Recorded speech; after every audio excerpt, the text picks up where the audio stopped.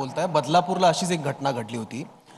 राज्यात बरेच असे मुद्दे आहेत की जिथे विरोधक फ्रंट फूटला येऊन खेळतायत, पण लाडकी बहीणचा विषय निघाला की विरोधक बॅकफूटला जातात. असं एक आम्ही म्हणजे लाडकी एकदम तुम्ही बहीणचे स्पष्टीकरणाच्या मोडमध्ये चालले जाता आणि उत्तरं तुम्हाला द्यावी लागतात, तसे प्रश्न विचारले जातात. सत्ताधाऱ्यांकडून हे सगळे प्रयत्न होत आहेत आणि तसे आरोप सुद्धा केले जात आहेत आणि प्रचारही होतोय.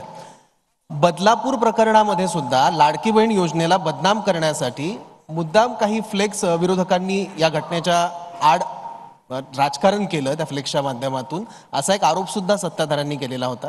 तुम्ही मला प्रॉपर प्रश्न विचारला, नाही तर तुम्ही अलीकडे मीडिया पण पॉलिटिकल प्रश्न विचारतो. नाही पॉलिटिकल नाही, हे तुमच्यावर आरोप होत आहेत ना. ऐका ना, आता पण तुम्हाला स्पष्टीकरण द्यावं लागलंय. तुम्ही प्रॉपर प्रश्न वडपल्लीवारांबद्दल तुम्हाला स्पष्टीकरण द्यावं लागलं. प्रॉपर प्रश्न विचारला, मी तुमचं अभिनंदन करतो.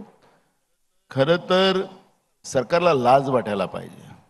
सरकार काँग्रेसने अनेक पाहिल्यात. सरकारने या पद्धतीचं वक्तव्य करणं, खरं तर बदलापूरची घटना किंवा महाराष्ट्रामध्ये आता विशेष करून तर ठाणे हे केंद्रबिंदू झालं महिलांवर अत्याचाराचं. देवळात एक महिला गेली, तिच्यावर काय झालं ते आपण पाहिलं, ऑटोवाल्यांनी काय केलं ते पाहिलं, असं सिरियल चाललेलं आहे. बदलापूरच्या घटनेने तर सीमाच गाठली. याचं राजकारण होऊ शकतं का?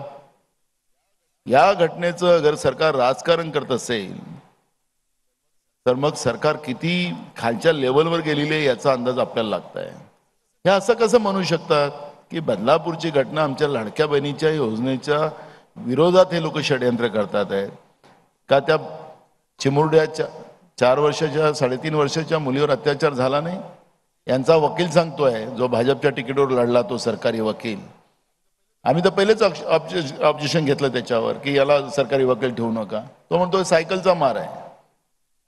काय कुठल्या लेवलवर चाललेलं आहे? पोलीसवाले गुन्हा दाखल करायला तयार नाही. अरे हे महाराष्ट्र कायद्याचं राज्य आहे. शाळा समजा तुमच्या RSSची BJPची असेल म्हणून गुन्हा दाखल करायचा नाही. त्या मुली कोणाच्या तरी मुली आहेत ना, महाराष्ट्राची मुलगी आहे ना.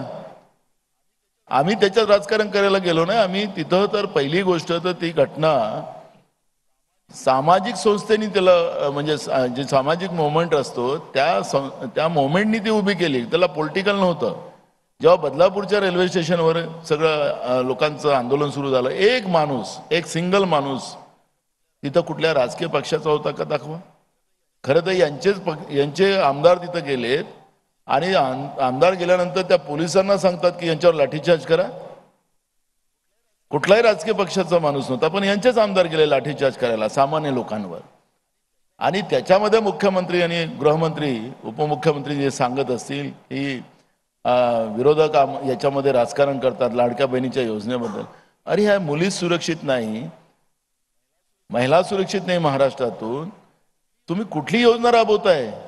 पहिले तर महिला सक्षमीकरणाची भूमिका जर घेत असाल तर पहिले मुली आणि आमच्या स्त्रिया महाराष्ट्रामध्ये सुरक्षित राहायला पाहिजे, याची काळजी घेण्याची गरज सरकारची आहे.